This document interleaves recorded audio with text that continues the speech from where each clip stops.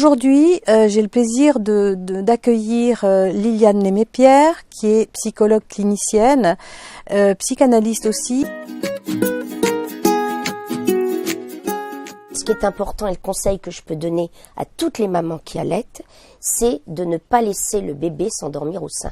Bon, les premières semaines, les premiers mois encore, mais sinon, après, ne jamais laisser le bébé s'endormir au sein, parce que ce qui est important pour que l'enfant arrive à dormir seul, c'est que il soit séparé de sa maman. Donc, dès qu'on le au sein, la maman sent qu'il va s'endormir, elle le pose dans son lit ou dans son berceau. Mais ne le laisse pas s'endormir au sein, sinon l'enfant, le bébé, ne développera pas des stratégies pour se débrouiller tout seul et s'endormir seul. Et pendant longtemps, il sera dépendant du sein ou des bras ou du bercement.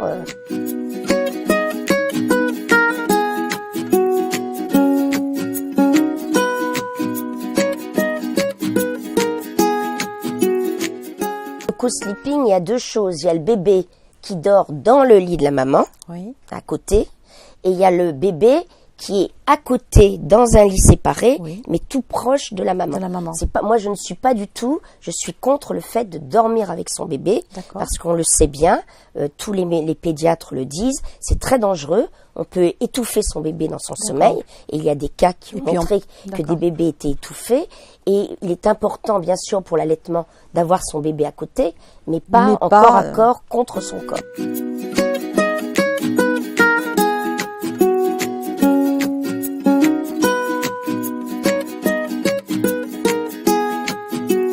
Très souvent, on ne sait pas que le sommeil se base sur des rythmes biologiques.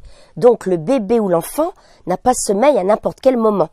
Et très souvent, beaucoup de parents qui viennent dans mon cabinet ne repèrent pas les signes annonciateurs du train de sommeil, du cycle de sommeil. Or, chaque bébé ou chaque enfant a des signes particuliers qui sont toujours les mêmes pour chaque enfant. Donc, ça peut être le bâillement, se frotter les yeux, se frotter le lobe de l'oreille, prendre une mèche de cheveux. Ça peut être chez les enfants qui ont un teint transparent, les sourcils, les arcades sourcilières sont rouges, elles rougeoient, ça fait un peu comme un clignotant. Donc le tour des yeux qui peut être rouge. Donc l'enfant peut avoir tous ces signes-là. Il y a même des bébés qui se mettent le doigt dans l'oreille.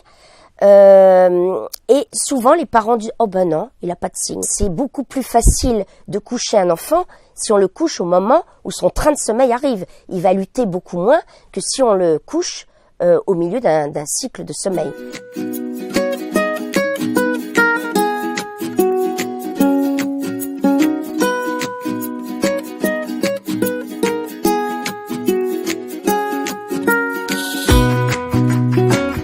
Cauchemar, c'est un rêve d'angoisse qui réveille l'enfant. Il y a le loup qui me poursuit. Donc l'enfant croit que c'est réel et a peur. Et là, il faut consoler l'enfant. Alors que les terreurs nocturnes, c'est un sommeil lent très profond. L'enfant dort profondément. Il est assis, il transpire, il voit comme une vision d'horreur. Il a l'air terrifié, il hurle. Et au bout de quelques minutes, il se rendort tout seul. Très souvent, c'est un manque de sommeil qui fait qu'au lieu de descendre progressivement dans le sommeil lent profond, on passe de l'éveil et on tombe brutalement dans le sommeil profond. Il n'y a pas de progression et ça crée la terreur nocturne.